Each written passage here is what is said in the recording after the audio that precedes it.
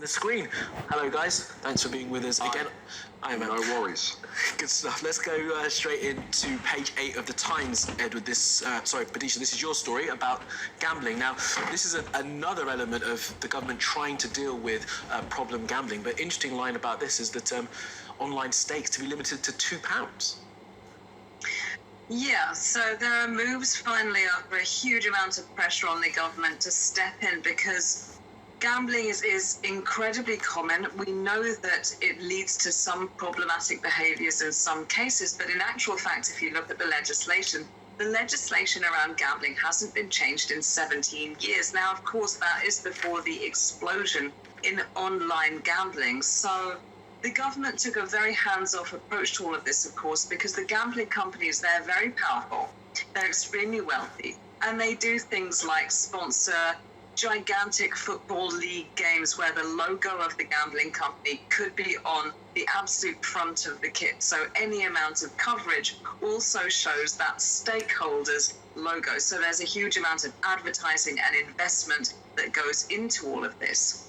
However, what we know is over the last few years, there has been a spike in very distressing gambling-related suicides. So people who started off, didn't take it seriously, got hooked, and then, of course, kept it a secret from their dearest, their loved ones. They didn't ask for help, and they feel that they have nowhere to turn, and they take their own lives. It's always absolutely tragic, and there's no judgment around that, nor should there be.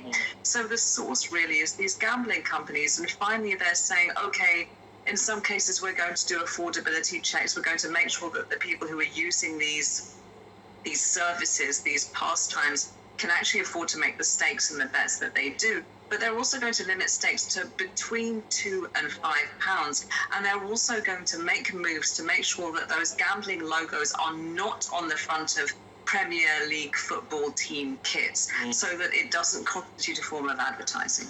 Absolutely right. Okay, Badisha, thank you for that. Edward, let's move on to another story now because we don't have loads of time, and this is inside the Mirror, and it's kind of fitting that you would pick this one out, judging by your background on all those buses, because this is about plans or calls to nationalise public transport, and as you said, your car's in the shop, so maybe you'll be happy with them being nationalised?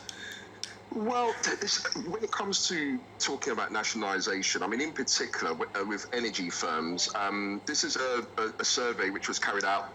Most Red Wall voters back nationalisation. Now, when it comes to energy, obviously at the moment there's been an increase, 68%, £693 more people are going to be paying for energy. But for rail and for buses in particular, I don't want to kind of take time out and give you a history, but regarding buses in the 80s when it was deregulated in some parts of the country, it enabled up-and-coming entrepreneurs, companies like Stagecoach to kind of flourish and to offer an alternative to companies like National Express on the trains as well. Virgin Trains was a success. So privatisation is not a bad thing. But I think with the Red Wall voters in particular, I think it's key connected to what's going on in their lives. And nationalisation would be a good thing. I mean, they say that they would consider voting for the Prime Minister again if the working week was cut down to 4 days a week.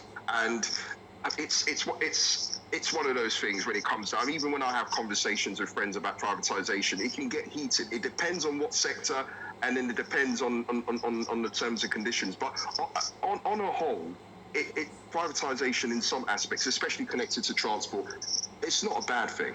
Okay, Edward, thank you for that. Badisha, I'm not going to get you to come in on that just for now, but Edward, I'm going to stick with you because we've only got a minute and a bit left, and this is your story that you pulled out from the Eye about Stanley Johnson getting French citizenship. French citizenship. I mean, I was just imagine the conversation at the dinner table with Stanley and his dad, and him saying, look, I've got citizenship. Apparently the Prime Minister has said it's a great thing. I mean, despite the Prime Minister back in the campaign getting us out of the UK, he actually applauds his dad for getting citizenship. And apparently this is connected to the Prime Minister's dad's grandmother and mother, their French roots and their French connections. So Boris is in favour of his dad being a French citizen despite taking us out of the EU.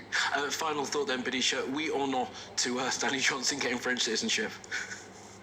I'm completely and utterly unsurprised. The family is pure international, it's purely European, and I don't even believe that Boris Johnson really is a Brexiteer, so not surprised at all. And on that bombshell, Badisha, thank you. All right, plenty more to come on Sky News Breakfast. Stay with us after the break.